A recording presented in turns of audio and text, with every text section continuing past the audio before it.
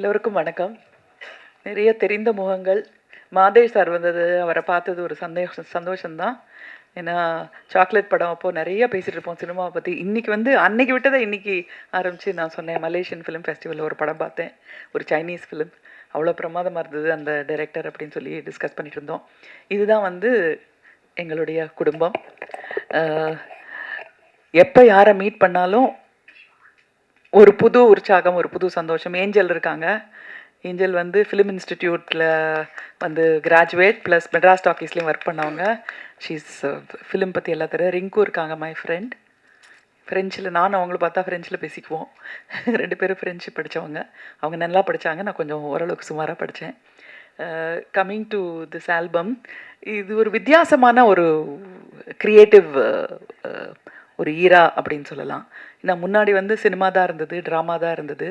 ப்ளேபேக்கில் orchestra இருக்கும்போதே singers பாடினதை நாங்கள்லாம் பார்த்த டைம் அது. இப்போ anything is possible, everything is possible. நிறைய அவென்யூஸ் இருக்குது. அப்படி அவென்யூ இருக்கும்போது தான் நம்ம நல்லா பாடுறவங்கள, நல்லா மியூசிக் பண்ணுறவங்கள பார்க்க முடியுது. இந்த சாய் அபியங்கர்னு எனக்கு தெரியவே தெரியாது. அவன் அந்த சின்ன பையன் நம்ம ஹரிணி அண்ட் திப்புவோட சன்னுன்னு தெரியவே தெரியாது. நம்ம ஃபேமிலி நம்ம பார்த்தேன்னா ஹரிணி முதல்ல நம்ம ஸ்டுடியோவில் தான் கூட்டிகிட்டு உட்கார வச்சு நிலா காய்குதேன்னு பாட வச்சது இப்போ எனக்கு ஞாபகம் இருக்குது. ஸோ இந்த மாதிரி புதுசாக டேலண்ட் புது அவென்யூலேருந்து வரும்போது, ஸோ அந்த சாய் அபியங்கரோட பாட்டு 2 நாள் ஏதோ ரொம்ப ஹிட் சினிமாவில் இருக்கிற பாட்டுன்னு நினச்சிட்டு இருந்தேன். பட் அது ப்ரைவேட் ஆல்பம் தான். இன்றைக்கி அதே மாதிரி இன்னொரு ப்ரைவேட் ஆல்பம். ஸோ அந்த அளவுக்கு இதுவும் வெற்றி பெறணும் அப்படிங்கிறது என்னுடைய ஆசை. அது ஒரு யங் டேலண்ட். இது ரொம்ப mature and at the same time சினிமாவை பற்றி எல்லாம் தெரிஞ்ச ஒரு டேலண்ட்டு. இது எக்ஸ்பீரியன்ஸ் இருக்கிற ஒரு டேலண்ட்டு.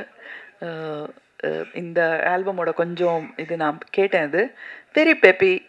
எப்படி மியூசிக் எங்கே போய் சேரணுமோ அந்த மாதிரி மியூசிக்காக இருக்குது. சங்கீதம் இல்லைன்னா வாழ்க்கையில் என்ன மிச்சம் இருக்குது?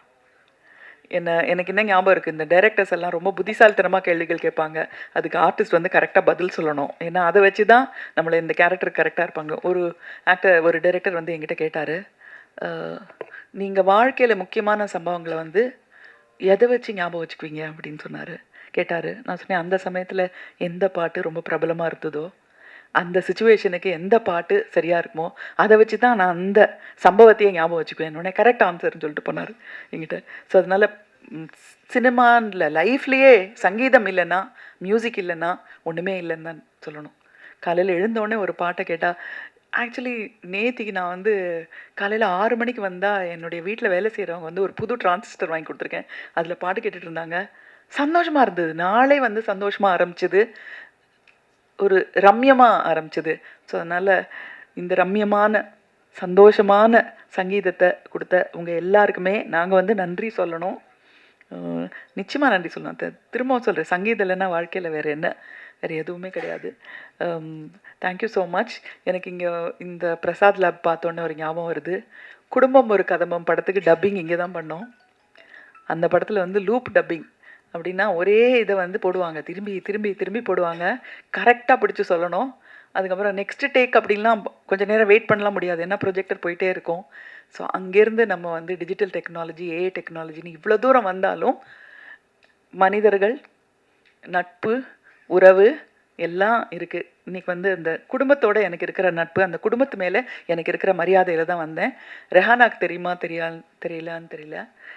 1997 எனக்கு ரொம்ப உடம்பு சரியில்லாமல் போய் நான் ரொம்ப ஒல்லி குச்சி மாதிரி இருந்தேன். 49 கிலோ தான் இருந்தேன். இப்போ உங்கள் அம்மா என்னை பார்த்துட்டு தினம் இல்லை, அட்லீஸ்ட் ஒரு 2 நாளைக்கு ஒரு தடவை என் வீட்டில் நான் படுத்திருந்த இடத்துல ஒரு விளக்கு ஏற்றி வச்சுட்டு போவாங்க.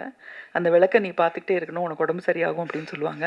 ஸோ அதனால் அந்த தாய்க்கு இப்போ எங்கே இருக்காங்களோ தெரியல, அவங்களோட வாழ்த்து உங்களுக்கு இருக்கும். அவங்களுக்கு நான் நன்றி சொல்கிறேன். என்னுடைய நன்றியெல்லாம் அவங்கக்கிட்ட போய் அவங்கக்கிட்டேருந்து உங்களுக்கு வாழ்த்தா வரணும். நீங்கள் இன்னும் you should shine better and brighter அப்படிங்கிறது என்னுடைய ஆசை. Thank you so much. எல்லாருக்கும் என்னுடைய வாழ்த்துக்கள்.